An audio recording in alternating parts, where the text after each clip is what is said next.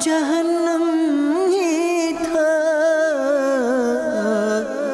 میں تو جاتا مجھے سرکار نے جانے نہ دیا۔ الحمدللہ رب العالمین والصلاة والسلام علی سید المرسلین، اما بعد فاعوذ باللہ من الشیطان الرجیم، بسم اللہ الرحمن الرحیم۔ پڑھیے الصلاة والسلام علیک یا رسول اللہ وعلی آلک واصحابک یا حبیب اللہ۔ الصلاة والسلام علیک یا نبی اللہ وعلی آلک واصحابک یا نور اللہ۔ میرے میٹھے اور پیارے اسلامی بھائیوں اور مدنی چینل کے ناظرین، آئیے بیان شروع کرنے سے پہلے کچھ اچھی نیتیں کر لیتے ہیں۔ نبی پاک صلی اللہ تعالیٰ علیہ وسلم کا فرمان عالی شان ہے، نیت المؤمن خیر من عملی، مسلمان کی نیت اس کے عمل سے بہتر ہوتی ہے۔ تو انشاءاللہ اچھی نیتیں جتنی زیادہ کریں گے اتنی برکتیں، اتنے ثواب میں بھی اضافہ ہوتا چلا جائے گا۔ سب سے پہلے نیت کرتے ہیں کہ اللہ کی رضا کے لیے اول تا آخر بیان میں شرکت کروں گا، بات چیت کرنے سے بچتے ہوئے، ادھر ادھر دیکھنے سے بچتے ہوئے، ممکن ہوا تو بیان کی تعظیم کی نیت سے دو زانوں بیٹھ کر بیان سنوں گا، ممکن ہوا تو بیان کے بعد سلام اور مصافحہ کی سنت بھی ادا کروں گا۔ آج کا ہمارا یہ اجتماع باب المدینہ کراچی کے علاقے ڈیفنس میں ایک بڑا خوبصورت مکان، ایک بڑا خوبصورت پلاٹ دعوت اسلامی کے اسلامی بھائیوں نے، یہاں کے محبین اسلامی بھائیوں نے مل کر دعوت اسلامی کے لیے لیا ہے۔ اللہ تعالیٰ ان سب کو جزائے خیر عطا فرمائے جنہوں نے یہ قیمتی جگہ خریدنے میں تعاون فرمایا۔ انشاءاللہ یہ ان کے لیے قیامت تک ثواب جاریہ کا باعث بنے گا۔ درود پاک پڑھنے کے بے شمار فضائل و برکات ہیں، بہت ساری احادیث ہم درود پاک کے فضائل میں سنتے ہیں۔ آج میں درود پاک کے حوالے سے، اس کی اہمیت کے حوالے سے ایک دوسرے رخ کی طرف آپ کی توجہ دلانا چاہتا ہوں۔ اس کا ایک اور اسپیکٹ بھی ہے، درود پاک پڑھنا بہت بڑی سعادت، رحمتوں کے نزول کا ذریعہ، برکتیں نازل ہوتی ہیں، دیٹس اوکے، لیکن درود پاک نہ پڑھنا، درود پاک نہ پڑھنے کی عادت ہونا، یہ کس قدر برا عمل ہے۔ ایک واقعہ حدیث پاک میں موجود، القول البدی میں یہ واقعہ موجود ہے۔ بی بی عائشہ صدیقہ رضی اللہ تعالی عنہا راویہ ہیں، فرماتی ہے ایک بار گھر میں سوئی دھاگے کے ساتھ کچھ سی رہی تھی کہ سوئی گر گئی، گم ہو گئی اور چراغ بھی گل ہو گیا۔ اب ذرا غور کریں، گھر میں لائٹ ہونا، اس روشنی میں بھی اگر سوئی گر جائے تو اٹس کوائٹ ڈیفیکلٹ، مشکل ہے کہ روشنی میں سوئی تلاش کی جائے۔ لیکن سحری کا وقت، زیادہ اندھیری رات ہو جاتی ہے، چراغ بھی گل ہو گیا اور اب سوئی گری ہوئی ہے۔ اب یہ تو تقریباً امپاسبل ہے کہ اندھیرے میں سوئی تلاش کر لی جائے۔ فرماتی اسی دوران میرے سرتاج صاحب معراج نبی پاک صلی اللہ علیہ وسلم میرے گھر تشریف لائے، اور میرے آقا جب کمرے میں تشریف لائے، نبی پاک کا قدم رنجا فرمانا تھا کہ پورا کمرہ بقعہ نور بن گیا۔ ایسی نور کی کرنیں میرے آقا علیہ الصلوۃ والسلام کے چہرہ انور سے نکلی۔ فرماتی میں نے اپنی گم شدہ سوئی تلاش کر لی۔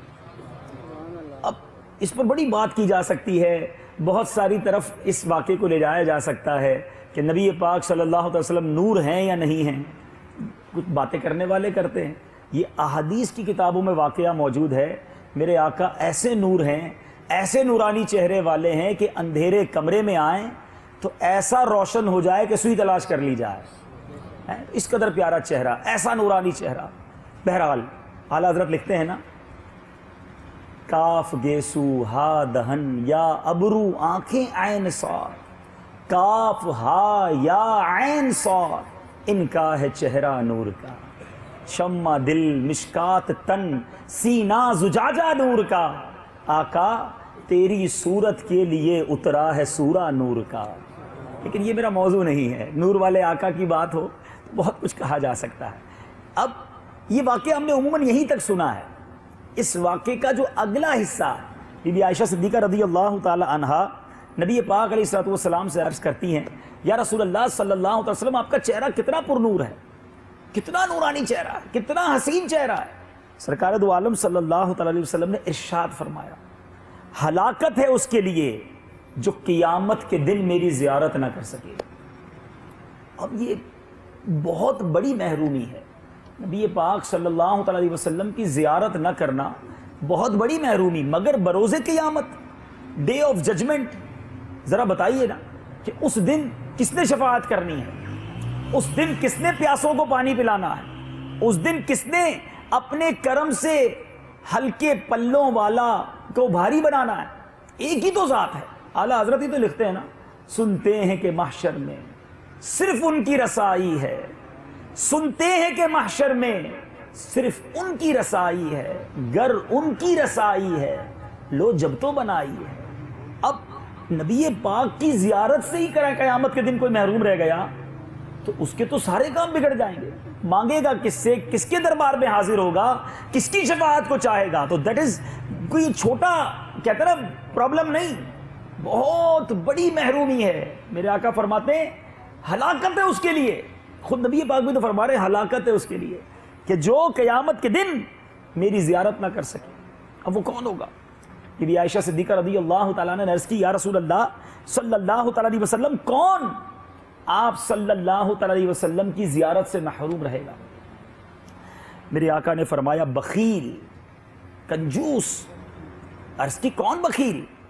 ارشاد فرمایا, میرے آقا نے فرمایا وہ جو میرا نام سن کر مجھ پر درود نہ پڑھے.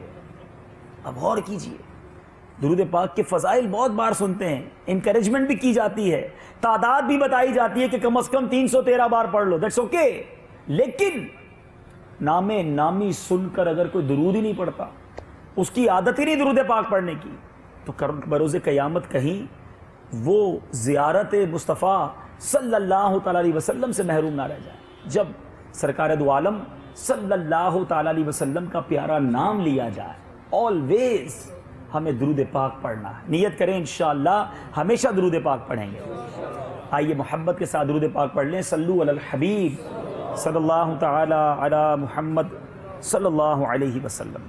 میٹھے اسلامی بھائیوں, آج اپنے بیان میں شاید کچھ ہٹ کر بیان ہوگا کہ نارملی ہم انسانوں کے بارے میں گفتگو کرتے ہیں, کبھی کسی بیان میں ہم فرشتوں کے بارے میں سنتے ہیں, کبھی کسی بیان میں ہم جنات کے بارے میں سن لیتے ہیں, کبھی کسی بیان میں ہم شیطان کے بارے میں سن لیتے ہیں, کبھی ہم جنت کی بات سنتے ہیں, کبھی ہم دوزخ کی بات سنتے ہیں.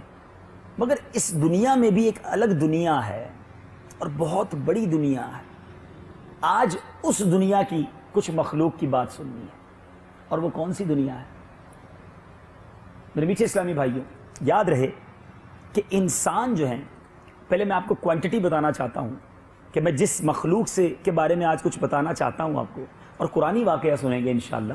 آج چونکہ مجھے بتایا گیا کہ یہاں ماہانہ درس قرآن کے حوالے سے اجتماع ہوتا ہے, تو ہم قرآن پاک ہی کا ایک واقعہ کہ قرآن پاک میں کیسے کیسے عجائب و غرائب موجود ہیں, کیسے کیسے ہسٹوریکل ایونٹ موجود ہیں, کتنی عجیب و غریب باتیں جس میں ہمارے لیے بہت کچھ ہے وہ موجود ہے.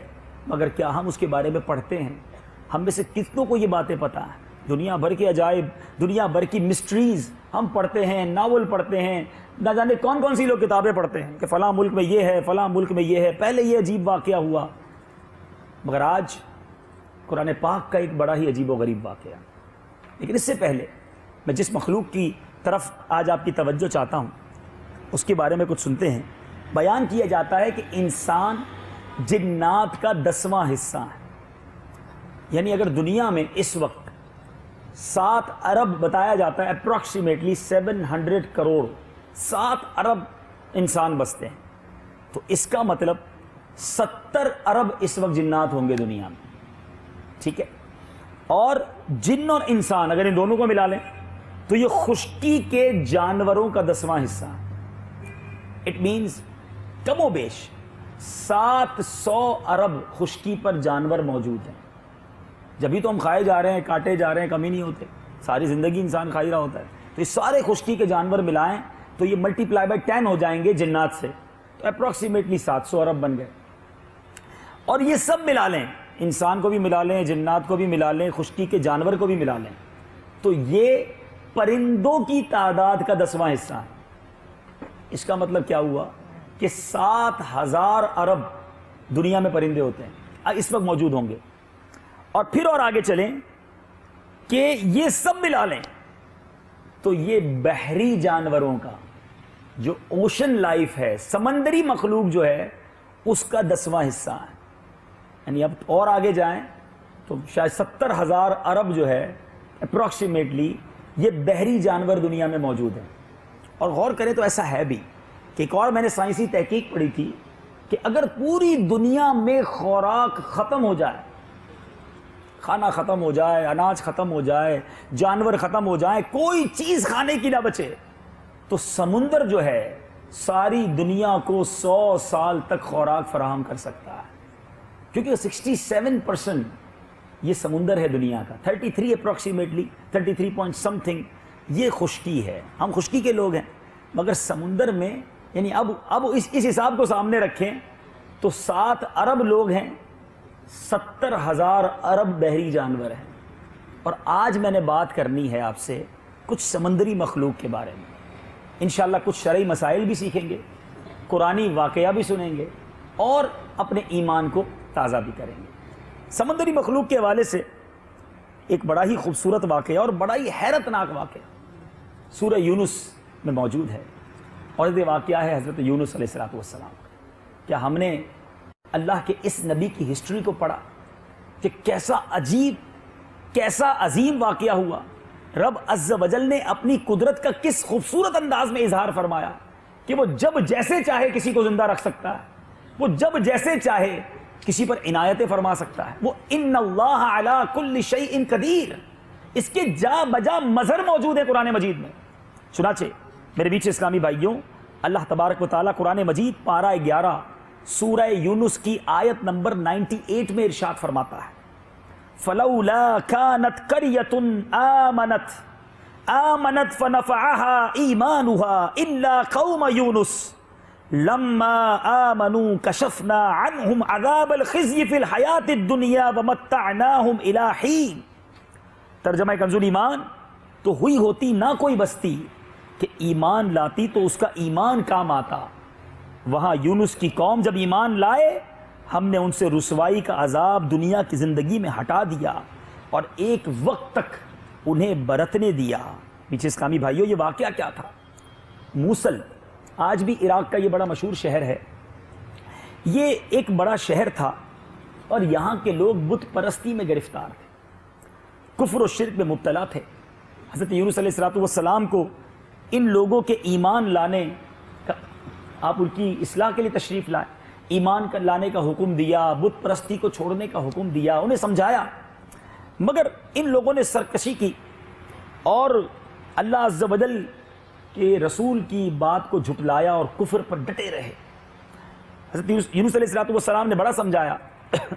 اس کے بعد فرمایا کہ ان قریب تم پر عذاب آئے گا, اگر تم نے بات نہ مانی تو تم پر عذاب آ جائے گا. اب یہ سن کر لوگوں نے مشورہ کیا کہ یہ اللہ کے نبی جو ہیں یہ جھوٹی بات کرتے نہیں, یہ جب بھی بات کرتے ہیں حضرت یونس سچی بات کرتے ہیں. ایسا کرو, دیکھو اگر یہ رات شہری میں رہتے ہیں تو سمجھ لو ہمیں کوئی خطرہ نہیں.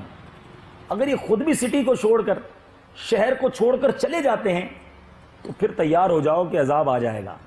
بہرحال رات کو لوگوں نے دیکھا کہ حضرت یونس علیہ السلام شہر سے باہر تشریف لے گئے, اور رات ہی صبح ہوئی تو عذاب کے آثار نظر آنے لگے. کالی کالی بدلیاں آئیں, دھوئیں کے بادل آ گئے, پورا شہر اس میں گھر گیا. اب یہ منظر دیکھ کر شہر کے باشندوں کو یقین ہو گیا کہ اب عذاب آنے والا ہے. حضرت یونس علیہ السلام کو تلاش کیا, وہ نہ ملے. اب اور ڈر گئے, اب عذاب آیا ہی آیا.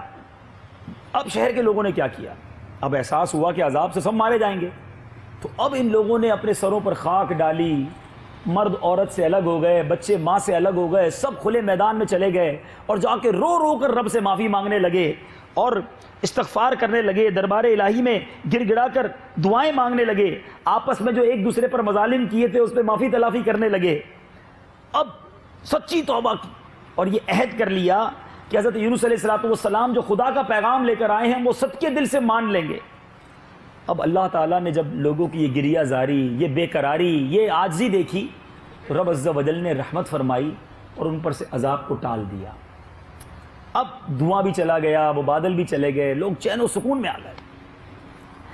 اب حضرت یونس علیہ السلام جب واپس آئے تو پتہ چلا کہ عذاب تو نہیں آیا، تو آپ شہر کے باہر ہی سے رک گئے۔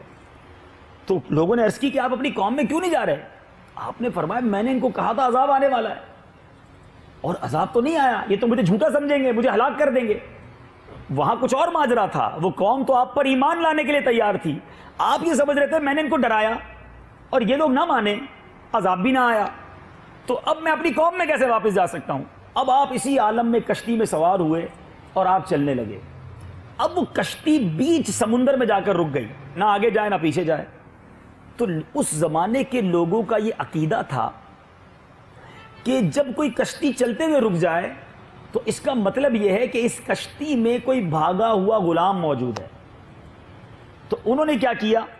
قرعہ ڈالا، پرچی نکالی کہ دیکھتے ہیں کس کا نام نکلتا ہے۔ حضرت یونس علیہ السلام کا نام ہی نکل آیا۔ وہ تو نہیں جانتے تھے یہ اللہ کے نبی ہیں، انہوں نے ان کو اٹھا کر کشتی سے باہر پانی میں ڈال دیا۔ اب جیسے ہی حضرت یونس علیہ السلام کو پانی میں ڈالا بیچ سمندر میں، اللہ کی قدرت دیکھیں کہ مچھلی آئی اور آپ کو نگل گئی، پوری آپ مچھلی کے پیٹ میں چلے گئے۔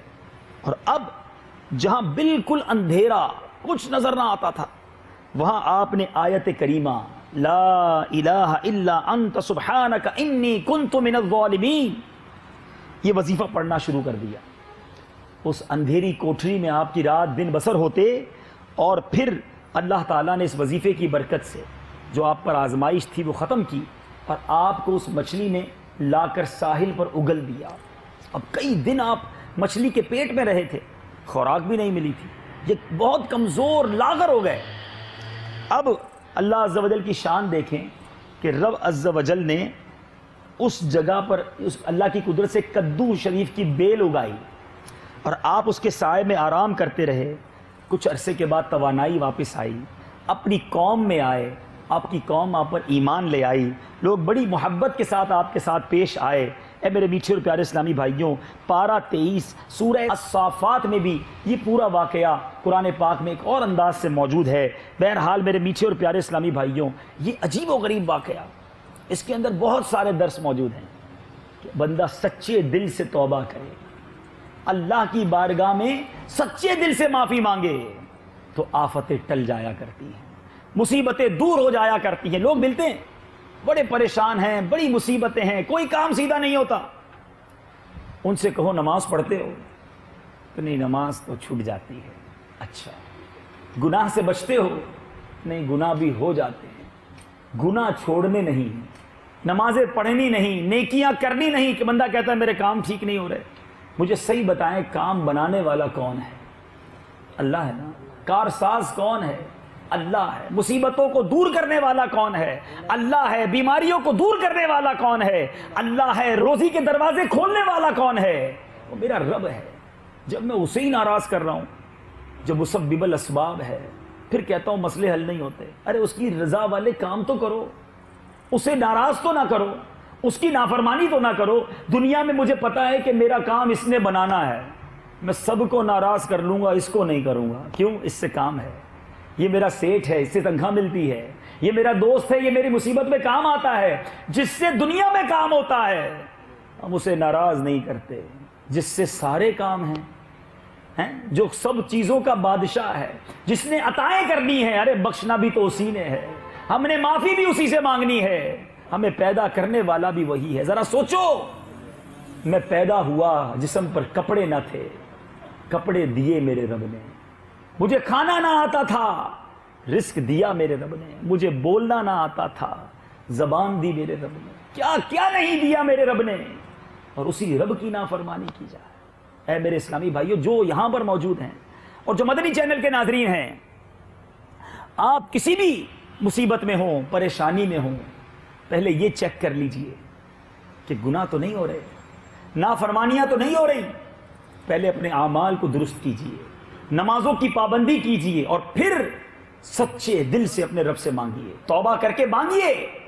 انشاءاللہ وہ رب کریم مصیبتوں کو دور فرما دے گا، آنے والی آفتیں ٹل جائیں گی.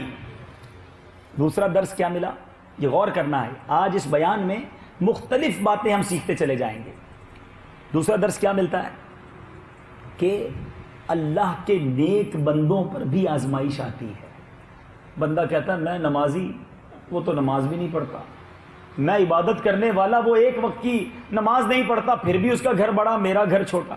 میرا کاروبار ڈاؤن، وہ چلتا جا رہا ہے. میرے گھر میں بیماریاں جناب، اس کے گھر میں کوئی تکلیف نہیں. شیطان وسوسے ڈالتا ہے کہ تو نیک پھر بھی پریشان، اور وہ جناب گناہگار پھر بھی خوشحال. میرے میٹھے اسلامی بھائیوں، اللہ تعالیٰ کے نیک بندوں پر زیادہ آزمائش آتی ہے.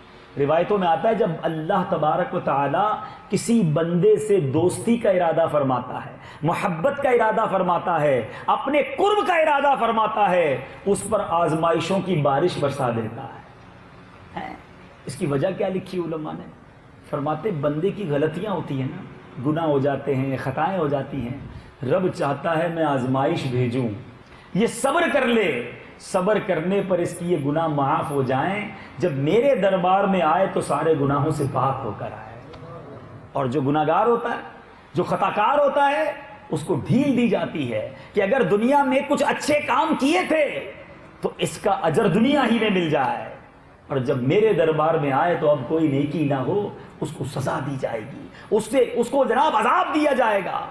کبھی بھی یہ کمپیریزن نہیں کرنا چاہیے. اگر یہ بات درست ہے کہ جناب جو نیک ہوگا اس کو تکلیف کیوں ہوتی ہے، تو کربلا والے کیسے تھے، نواسہ رسول تھے، کتنی تکلیف ہوئی.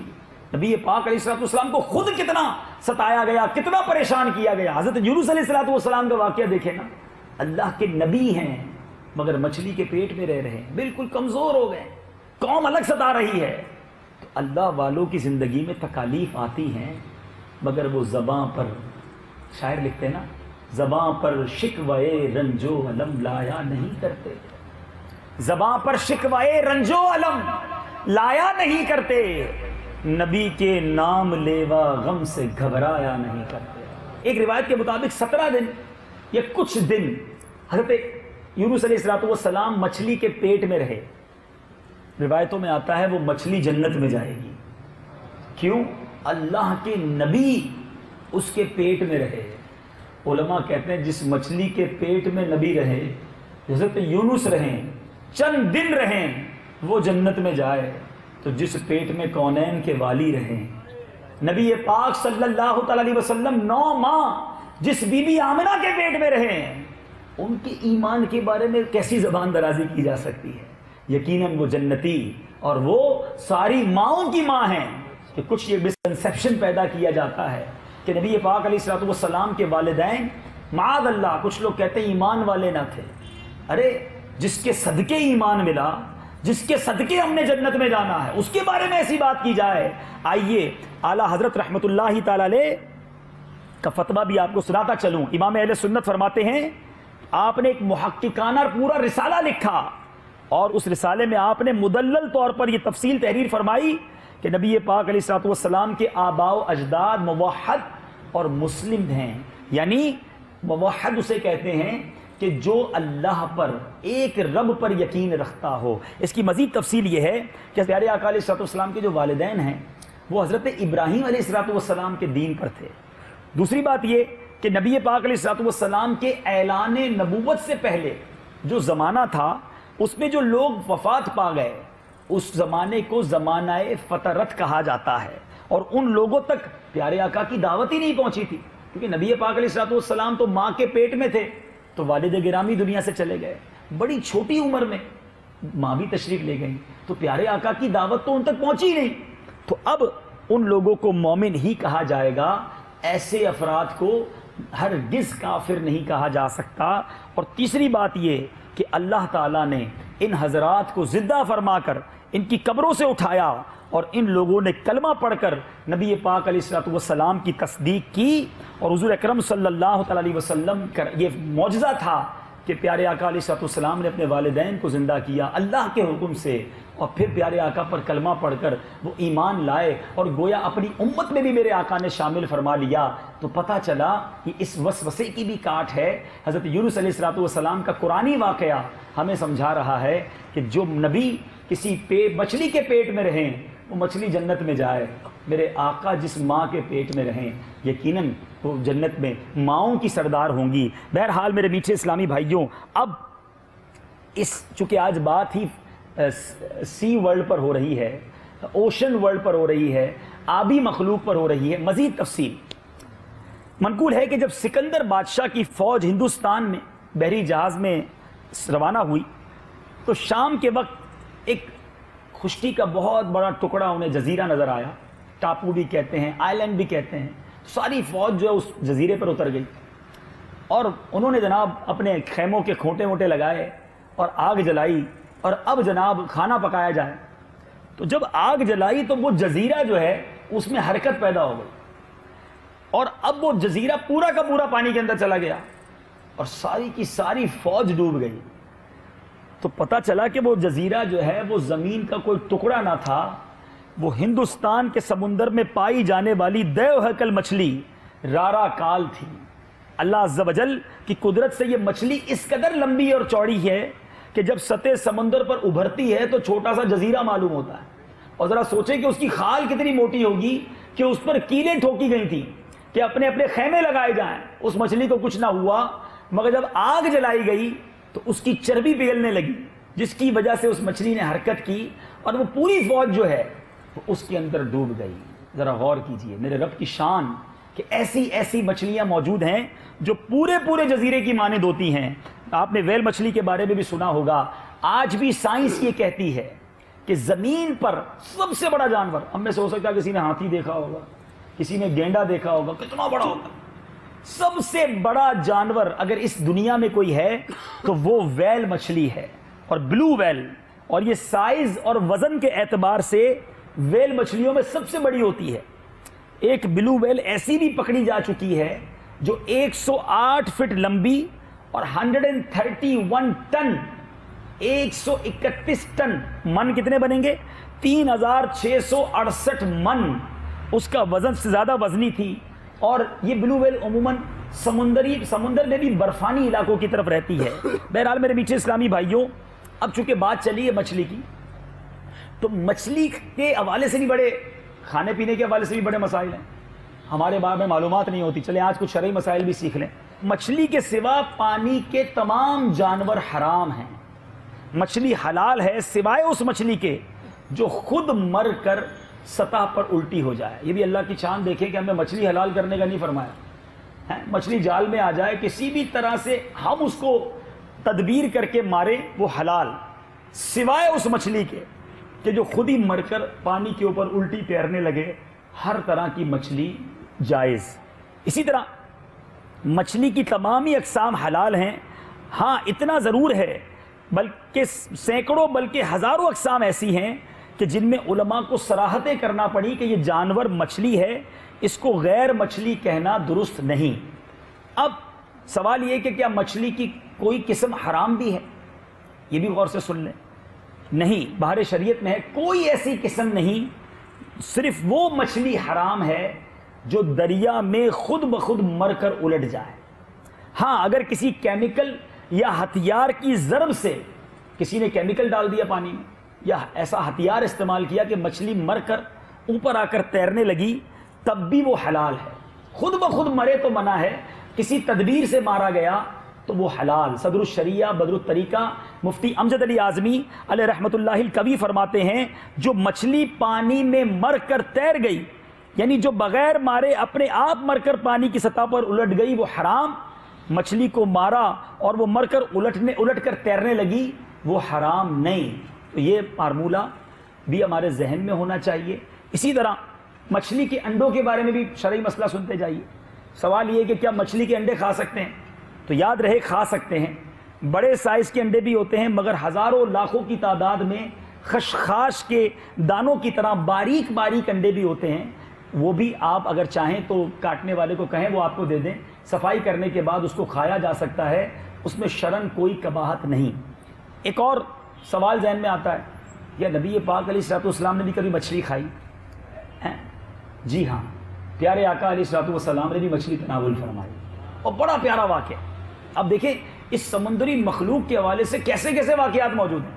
اب یہ سیرت مصطفیٰ صلی اللہ تعالیٰ علیہ وسلم کا بڑا ہی عظیم و شان واقعہ ہے, آپ سنیں گے آپ کا ایمان تازہ ہو جائے گا.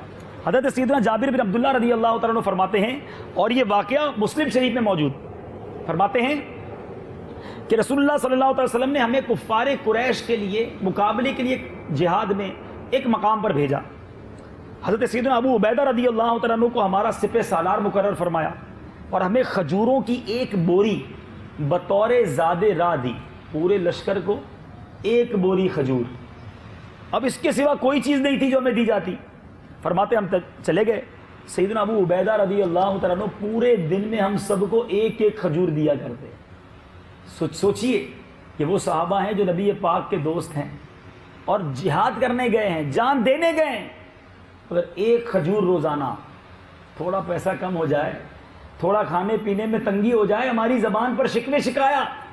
کہتے حضرت ابو عبیدہ ایک کھجور دیتے تھے روزانہ. اب کہتے ہم اس کو بچے کی طرح چوستے اور اوپر سے پانی پی لیتے, اس رات کے لیے ہمیں کافی ہو جاتی.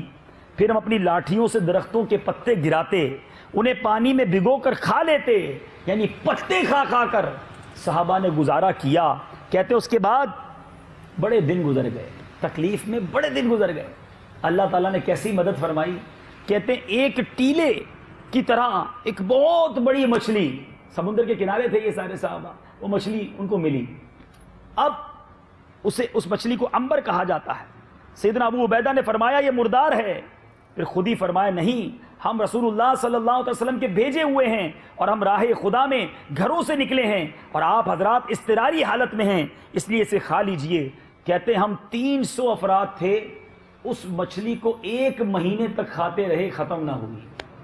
اس کی سائز کتنی تھی سنیے, یہ احادیث کی کتابوں میں موجود ہے. فرماتے ہیں کہ اتنا کھایا, مچھلی کو استعمال کیا کہ ہم تگڑے ہو گئے, ہم سارے فربا ہو گئے. پہلے پتے کھا کھا کے کمزور ہو گئے تھے.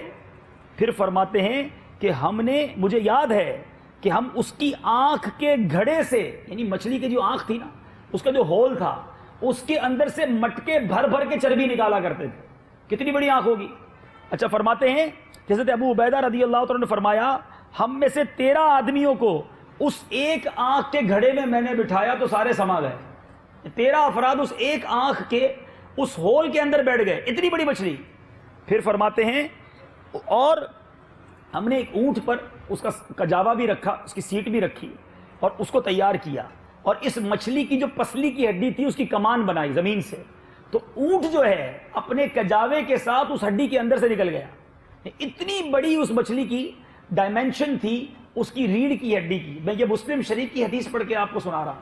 اسلامی تاریخ میں ایسے واقعات موجود ہیں, نہ ہم پڑھتے ہیں نہ جناب ہم دلچسپ کتابوں کے پیچھے بھاگتے ہیں. بہرحال حضرت ابو عبیدہ فرماتے ہیں کہ اب ہم نے اس میں سے کچھ گوشت, خشک گوشت کاٹا اور اپنے ساتھ مدینہ منورہ بھی لے گئے.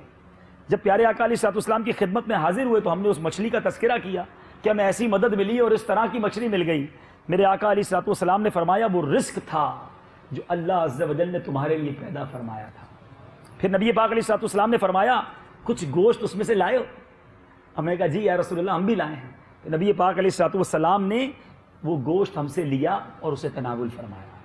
تو مچھلی کھانا بھی میرے آقا سے ثابت ہوا اور صحابہ کرام علیہم الرضوان سے بھی ثابت ہوا, اور اللہ تعالیٰ نے کب کب کیسے کیسے مسلمانوں کی مدد فرمائی. اب اس واقعے میں انٹرسٹنگ پہلو تو آپ نے سن لیا, سبق کی بات بھی ہونی چاہیے. سبق یہ ہے اللہ والوں پر مشکلیں آتی ہیں, تکلیف آتی ہے, صبر کا دامن نہیں چھوڑ. اور بالخصوص نیکی کا کام جو کرتا ہے نا, یہ بڑا مسکنسیپشن آ جاتا ہے دماغ میں, یار نیکی کا کام کرتا ہوں, میرے مبلغین بیٹھے ہیں, ہو سکتا ہے مدنی چینل کے ناظرین بعد میں دیکھیں اس میں دعوت اسلامی کے مبلغین, اسلامی بھائی اسلامی بہنیں ہوں, ہم اجتماع میں جاتے ہیں, ہم قافلوں میں جاتے ہیں, ہم جناب نیکی کا کام کرتے ہیں, بڑی مشکل لوگ ستاتے ہیں, مدد نہیں کرتے, تکلیف ہوتی ہے. ارے ان لوگوں کی تکلیفوں کے سامنے ہماری تکلیفیں کیا تھی؟ تھوڑی سی تکلیف پر دل برداشت تھا. امیر علیہ السلام لکھتے ہیں نا, پیارے مبلغ معمولی سی مشکل پہ تو گھبراتا ہے. پیارے مبلغ معمولی سی مشکل پہ تو گھبراتا ہے.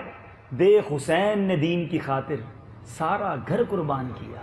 تو بہرحال یہ بھی واقعہ احادیث کی کتابوں میں موجود کہ جس میں مچھلی کے ذریعے کس طرح مدد کی گئی. آج میں آپ کی معلومات میں اور اضافہ کروں. جنت میں سب سے پہلی غذا کیا ہوگی؟ جنتی جب جنت میں جائیں گے تو سب سے پہلی غذا کیا ہوگی؟ بخاری شریف میں نبی پاک علیہ الصلوۃ والسلام کا فرمان موجود، پہلا وہ کھانا جسے جنتی کھائیں گے وہ مچھلی کی کلیجی کا کنارہ ہے. اب سوچو جنت میں جا کر بھی یہ اتنی مبارک غذا ہے کہ مچھلی کی کلیجی کا کنارہ. اب یہاں تو ہم کلیجی مچھلی کی کھاتے ہی نہیں، اب پکانے بھی نہیں آتی ہوگی، لیکن وہ جنت ہے. یہ ایسی مچھلی کی کلیجی نہیں ہوگی جیسے یہاں بنتی ہے. جنت کے بارے میں تو ہم نے کتابوں میں یہ پڑھا ہے وہ نعمتیں ہیں کسی کا گمان بھی نہیں گزرا، کسی آنکھ نے دیکھا نہیں، کسی کان نے سنا نہیں. بخاری شریف کی حدیث. اچھا پھر حضرت علامہ ملا علی قاری حدیث پاک کے تحت لکھتے ہیں بعض حضرات نے فرمایا یہ وہ مچھلی ہے جس پر زمین ٹھہری ہوئی ہے، اس کی کلیجی کا مزیدار کنارہ کھلایا جائے گا جو سب سے زیادہ لذیذ ہوتا ہے. اب آپ کے ذہن میں سوال آئے گا کہ زمین مچھلی پر ٹھہری ہوئی ہے. چلیں یہ بھی آپ کی معلومات میں بالکل عجیب بات، یونیک، مگر یہ باتیں قرآن و حدیث میں موجود ہیں. سنیے کہ یہ جو دنیا ہے، زمین جو ہے، یہ کہاں ٹھہری ہوئی ہے. یہ سنیے اور اپنے ایمان کو تازہ کیجئے. درود پاک پڑھ لیں. صلو علی الحبیب صلی اللہ تعالی علی محمد صلی اللہ علیہ وسلم. چلیں پہلے کچھ باتیں اور سن لیں پھر انشاءاللہ. اچھا مچھلی بولتی نہیں ہے، ہر جانور کچھ نہ کچھ اپنی زبان میں بولتا ہے، مچھلی کی آواز نہیں ہوتی، اس کی کیا وجہ ہے؟ علماء لکھتے ہیں اس کی مکاشفۃ القلوب میں امام غزالی بڑی عجیب و غریب حکمت بیان کرتے ہیں. فرماتے ہیں جب اللہ تعالیٰ نے تمام جانوروں کو زبان عطا فرمائی، مچھلی کو محروم کیا گیا. اس کا سبب یہ ہے کہ حضرت آدم علیہ نبینا علیہ الصلوۃ والسلام کو جب سجدے سے شیطان نے انکار کیا نا تو اس کو شکل بگاڑ کر زمین پر پھینک دیا. اس نے سمندر کا رخ کیا اور سب سے پہلے مچھلی نظر آئی. شیطان نے سیدنا آدم صفی اللہ علیہ نبینا علیہ الصلوۃ والسلام کی پیدائش کا واقعہ سناتے ہوئے کہا کہ وہ خشکی اور پانی کے جانوروں کا شکار کریں گے. مچھلی نے جب یہ سنا تو یہ خبر لی اور ساری مچھلیوں کو جو ہے وہ اس میں بات پھیلانے سمندر میں چلی گئی. اب اس کی اس حرکت کی بنا پر مچھلیوں کو بولنے کی صلاحیت سے ہی محروم کر دیا گیا. اب دیکھیں یہ بھی ایسی عجیب بات ہے. اسی طرح ایک اور بات سنتے جائیں. کیکڑا، کریپ بھی کہتے ہیں اسے، یہ کھانا حلال نہیں. اس کی تفصیل سن لیں کہ مچھلی کے سوا دریا کا ہر جانور کھانا حرام ہے.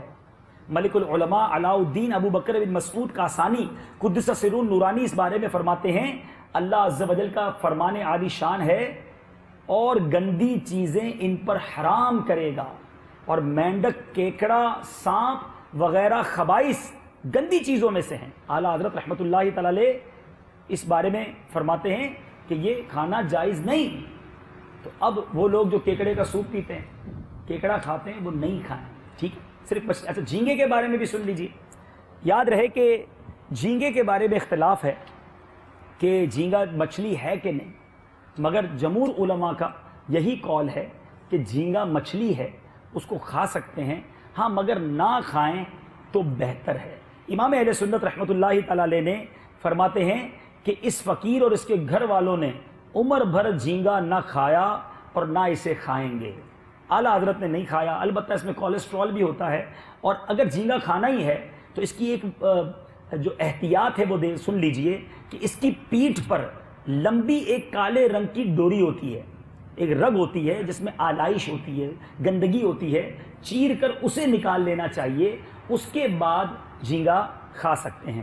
اچھا اسی طرح مچھلی کو ذبح کیوں نہیں کیا جاتا؟ یہ بھی سوال ہے.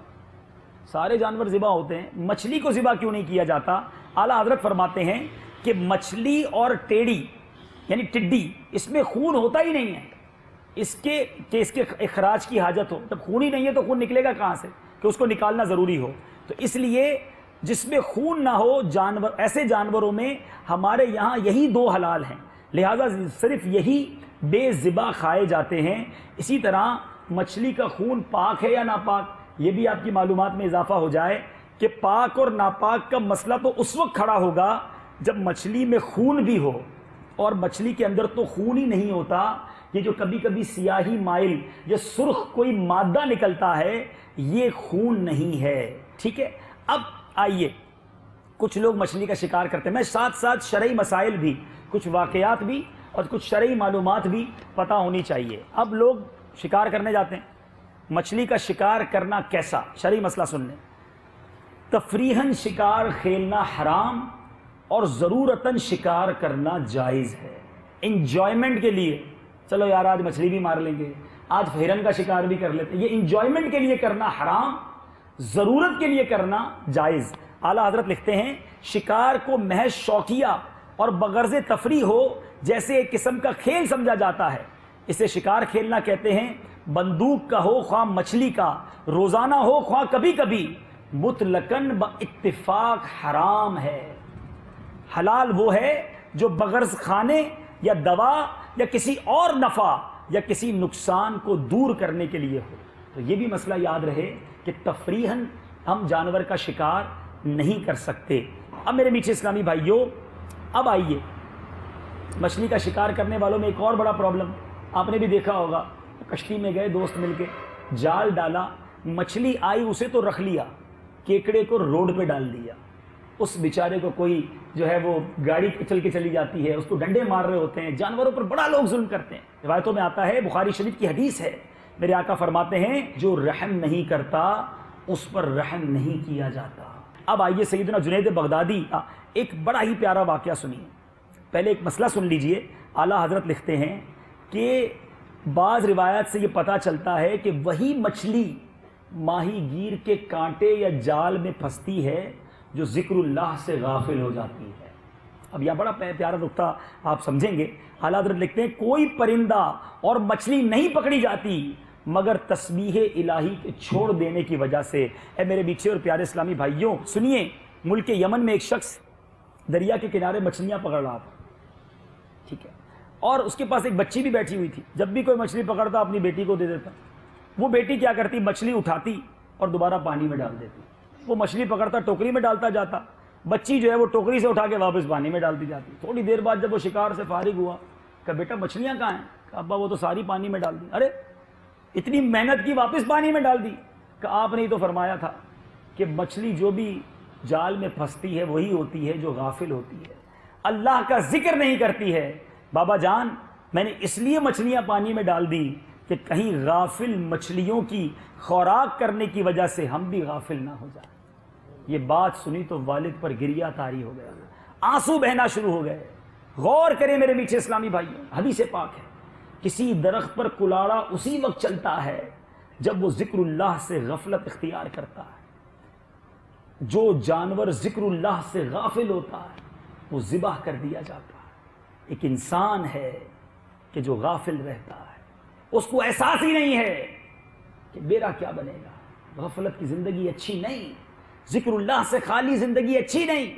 تو میرے بیچے اور پیارے اسلامی بھائیوں ذرا سوچیں کہ جانور تو گرفتار ہو گیا ذکر اللہ نہ کرنے کی وجہ سے، مچھلی تو پکڑی گئی ذکر اللہ نہ کرنے کی وجہ سے، درخت کاٹ دیا گیا ذکر اللہ نہ کرنے کی وجہ سے، انسان شب و روز ذکر اللہ سے غافل ہے، اپنے رب کی بارگاہ میں کیا جواب دے گا؟ ٹھیک ہے ابھی مجھے اور آپ کو نہیں پکڑا جا رہا، ایسا نہیں کہ ہم گونگے ہو جاتے ہوں، ایسا نہیں کہ ہمارے آنکھیں لے لی جاتی ہوں، آپ ذکر نہیں کیا آنکھیں چلی گئی، نہیں، مگر کوئی دن تو ہے جب جواب دینا پڑے گا۔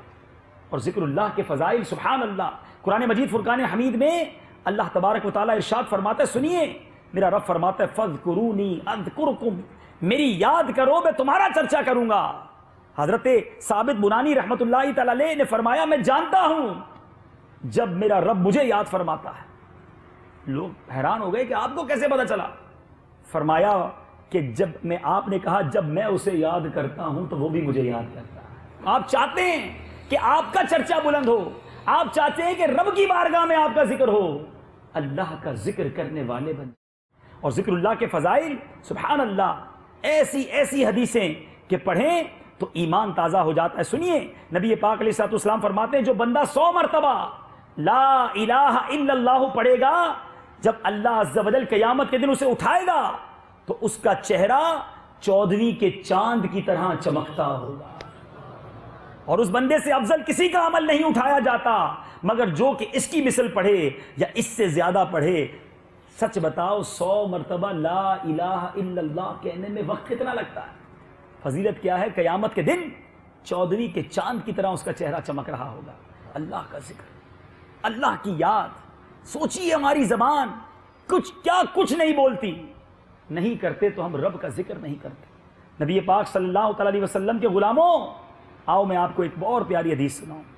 میرے آقا علیہ الصلوۃ والسلام نے ارشاد فرمایا، اگر ایک شخص جس کے پاس درہم بہت سارے ہوں، جھولی بھری ہو نا پیسوں سے، آج پیسے والوں کو بڑا دیکھتے ہیں نا، یار یہ پیسے والا دیکھو اس نے مسجد بھی بنا دی، یہ غریبوں کی مدد بھی کرتا ہے، میرے پاس پیسے نہیں۔ کچھ لوگ کہتے ہیں ہم کماتے اس لیے ہیں کہ نیکی کے کام کریں۔ اپنے دل سے پوچھ لیں کہ اس لیے کماتے ہو؟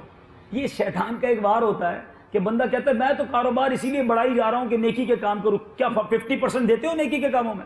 دینی وہی 2.5% زکوٰۃ ہے، اس کے بعد 1-2% صدقہ دے دینا ہے، اور بندہ کہتا ہے میں کمائی اس لیے رہا ہوں۔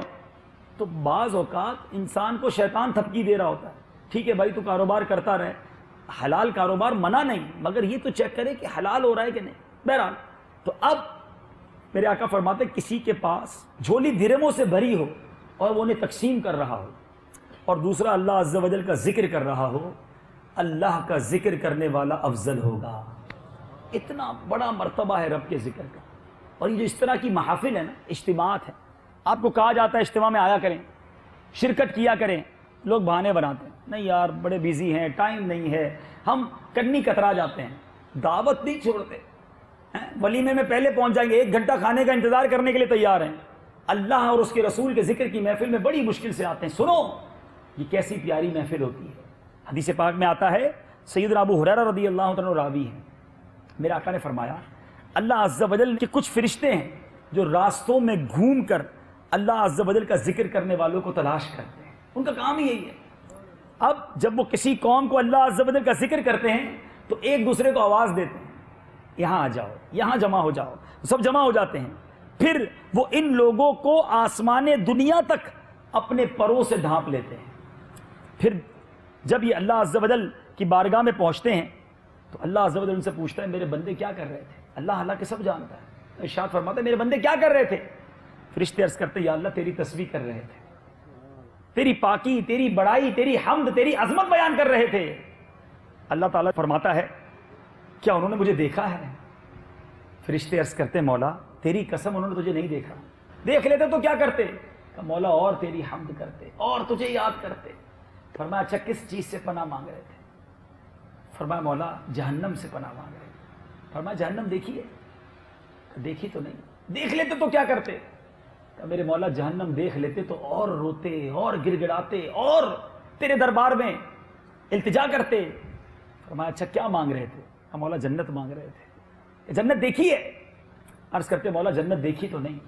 فرمایا دیکھ لیتے تو کیا کرتے؟ کہا مولا دیکھ لیتے تو تجھے اور گر گڑاتے، تیرے دربار میں اور التجا کرتے۔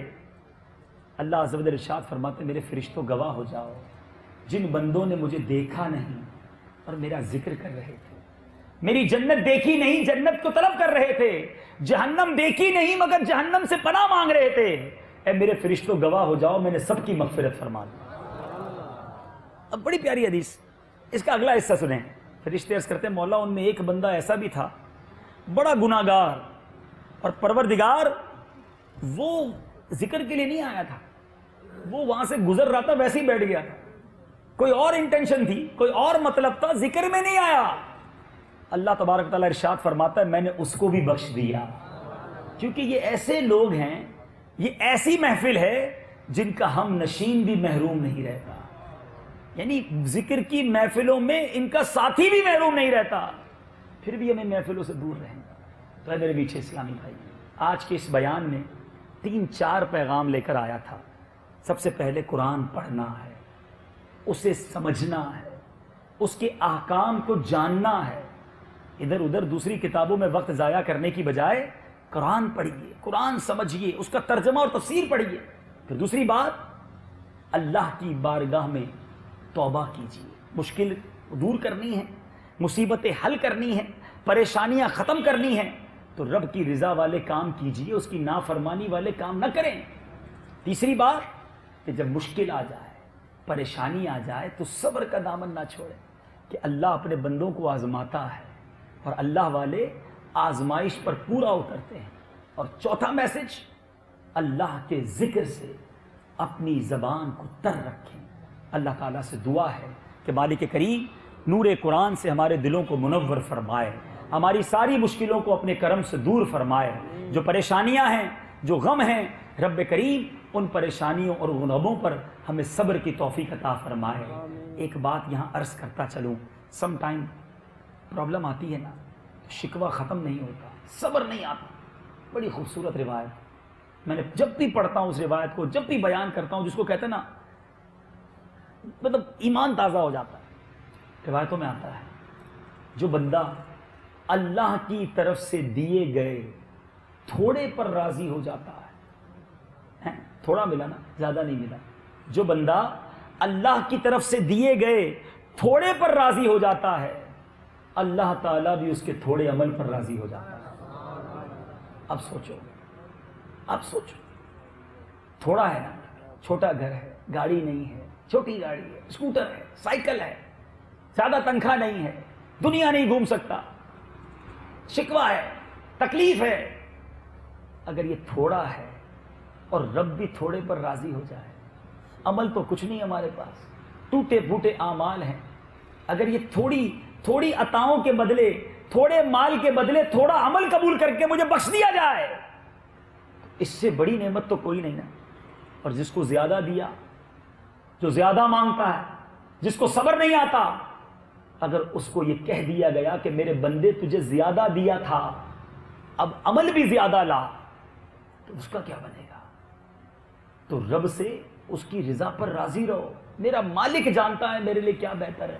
ہماری ماں ہمیں تکلیف میں دیکھ سکتی ہے، ماں بچے کو کیا ضروری ہے وہ جانتی ہے. کبھی یہ بچہ روتا ہے ٹھنڈے پانی کے لیے، آپ بھی تو باپ ہو گئے، ہر وقت بچے کو ٹھنڈا پانی دیتے ہو؟ نہیں. اس کو پتہ ہے کھانسی ہے، زکام ہے، گلا خراب ہو جائے گا. آئس کریم بڑی محبت سے بچے کے لیے لے کر آپ جاتے ہیں، مگر زندگی میں کچھ دن ایسے آتے ہیں بچہ روتا رہتا ہے، آپ آئس کریم نہیں دیتے، آپ چاکلیٹ نہیں دیتے. کیا ظلم کرتے ہیں؟ نہیں. آپ کو معلوم ہے کہ اس وقت آئس کریم اور چاکلیٹ اس کے لیے نقصان دہ ہے. بچے کا خیال آپ کو ہے، آپ کو پتا ہے بچے کے لیے کیا نقصان دہ ہے. کیا میرا رب صحیح فیصلہ کرنے والا نہیں؟ اگر آج مجھے کسی مشکل میں رکھا ہے، وہ میرے نزدیک مشکل ہے، میرے رب کو معلوم ہے میرے لیے کیا اچھا ہے. وہ جانتا ہے کہ جس چیز کی میں خواہش کر رہا ہوں وہ میرے لیے اچھی ہے یا میرے لیے بربادی کا باعث بن جائے گی. قرآن پاک میں اس طرح کا مفہوم ملتا ہے کہ تم جس چیز کو اچھا سمجھتے ہو وہ تمہارے لیے بری ہوتی ہے. بعض اوقات جس چیز کو تم برا سمجھتے ہو وہ تمہارے لیے اچھی ہوتی ہے. تم نہیں جانتے مگر رب جانتا ہے، اللہ جاننے والا ہے. ان اللہ علی کل شیء قدیر، وہ علیم و خبیر ہے. مگر میں ہوں کہ صبر ہی نہیں آتا.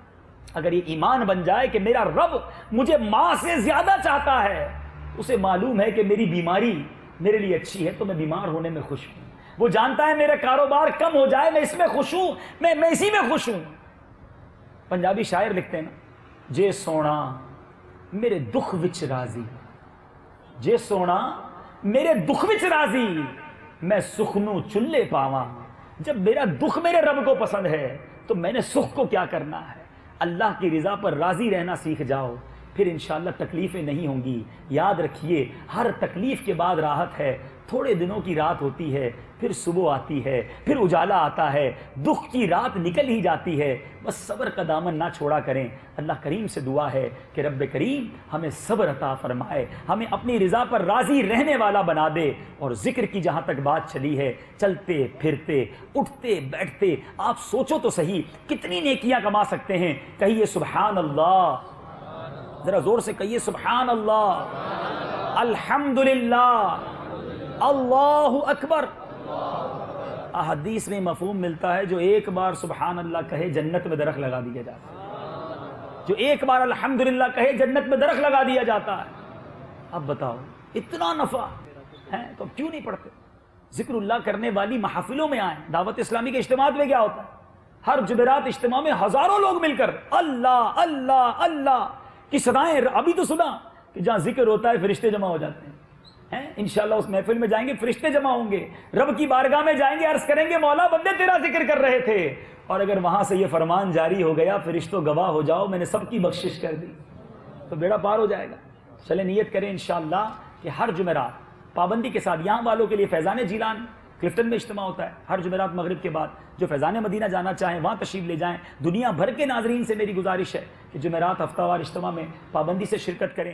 میرے اعمال کا بدلہ تو جہنم ہی تھا، میں تو جاتا مجھے سرکار نے جانے